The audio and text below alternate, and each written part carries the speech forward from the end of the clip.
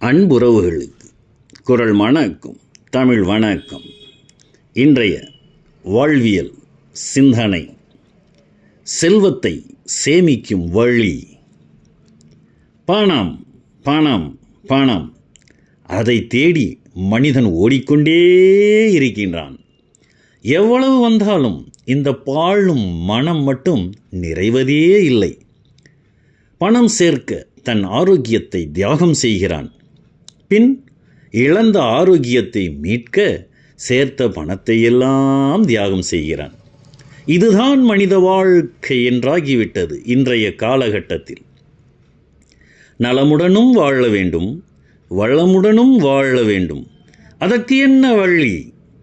நாம் தான் யார் சொன்னாலும் கேட்க மாட்டோமே. நமக்கு தோன்றியதை நாம் செய்வோம். பிறகு எப்படி நலமும் வளமும் சேமிப்பும் புண்ணியமும் கிட்டும்? நாமும் என்னென்னவோ சொல்கிறோம், படிக்கிறோம், கேட்கிறோம், முடியலை. ஆனால் கீழே அடுத்து சொல்ல வரும் கருத்தை கேளுங்க. அத்தனையும் நம் வள்ளுவ தாத்தா 2 வரிகளில் சொல்லிவிட்டார். கேளுங்க.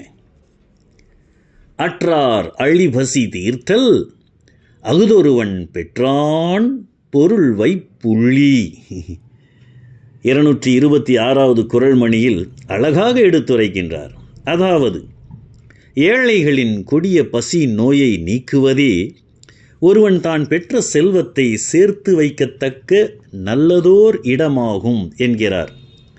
என்னே ஒரு தீர்க்க தரிசன பார்வை! இதோ ஒரு நடந்த உண்மை சம்பவத்தை கேளுங்கள். வீடு வீடாக பொருட்களை விநியோகிக்கும் அந்த சிறுவனுக்கு ரொம்ப பசித்தது. எதையாவது வாங்கி சாப்பிடலாம் என்றால் கையில் பணமே இல்லை. பசியால் மயக்கம் வருவது போல் இருந்தது. அருகில் இருந்த வீட்டில் ஏதாவது கேட்டு வாங்கி சாப்பிட கேட்கலாம் என நினைத்து ஒரு வீட்டின் கதவை தட்டினான். ஒரு பெண் வந்து கதவை திறந்தாள். ஏதாவது கேட்கலாம் என்று நினைத்தான். ஆனால் கூச்சம், வெட்கம், மனம் கேட்க தயங்கியது. கொஞ்சம் தண்ணீர் கிடைக்குமா குடிக்க? நாக்குளறியது. தயக்கத்துடன் கேட்டான். அந்த சிறுவனின் கண்களில் இருந்த பசியை கவனித்தாள் அந்த பெண்மணி. உடனே உள்ளே சென்றவள் ஒரு பெரிய கோப்பை நிறைய பாலை கொண்டு வந்து கொடுத்தாள். அதை வாங்கி வயிறு நிறைய மடமடவென்று அந்த பாலை குடித்து முடித்தான். பாலை குடித்து பசி ஆறிய சிறுவன் சொன்னான், நன்றி தாயே, நான் எவ்வளவு கடன் பட்டிருக்கின்றேன் தெரியுமா என்று. கடனா? அப்படியெல்லாம் ஒன்றுமில்லை.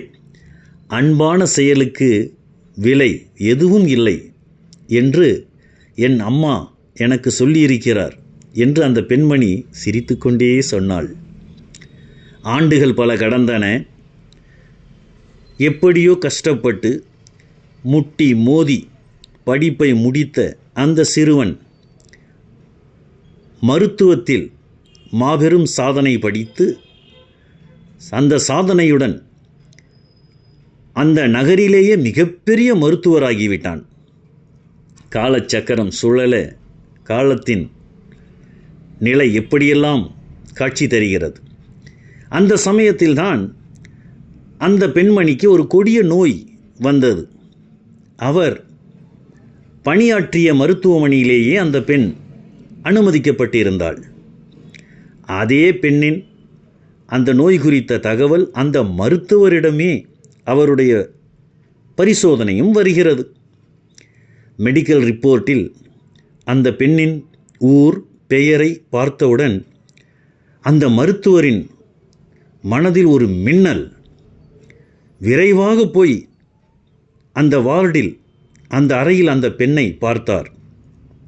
சிறு வயதில் தன் பசியாற்றிய தாயுள்ளம் கொண்டவள்தான் அந்த பெண்மணி என்பதை அறிந்து கொண்டார். அன்று முதல் தன் முழு கவனம், உழைப்பை முழுவதுமாக நல்கி நீண்ட சிகிச்சைக்கு பின் அந்த பெண்மணி குணமானாள். பல லட்சங்கள் செலவானது. மருத்துவமனை நீண்ட ஒரு பில் அனுப்பியது. இதை எப்படி கட்டப்போகிறோம் என அந்த பெண் திகைத்து போனாள். ஆனால் அந்த பில்லின் கடைசியில் எழுதப்பட்டிருந்த வாசகம், நீங்கள் பணம் கட்ட வேண்டியதில்லை தாயே, ஒரு கோப்பை பாலில் உங்கள் கடன் முழுவதும் தீர்க்கப்பட்டு விட்டது. இது இப்போது எனக்கு நன்றி சொல்லும் நேரம் இது என்று எழுதப்பட்டிருந்தது. அந்த பெண்மணியின் கண்கள் பனித்தன. அந்த சிறுவன் வேறு யாரும் அல்ல, அமெரிக்காவில் மிக பிரபல மருத்துவரான டாக்டர் ஹோவர்ட் கெல்லி என்ற மருத்துவர்தான் அவர். வறியவரின் பசியை போக்குங்கள், பசித்த வயிறுக்கு உணவளியுங்கள், அதுதான் நாம் பெற்ற செல்வம், பிற்காலத்தில் சேர்த்து வைக்கும் புண்ணிய இடமாகும் என்பது ஒரு ஆழமான தத்துவமாகும், உண்மையுமாகும். நலம் பெற்று நீடு வாழ்வோம். அன்புடன் உங்கள் திருக்குறள் அன்வர் பாட்ஷா.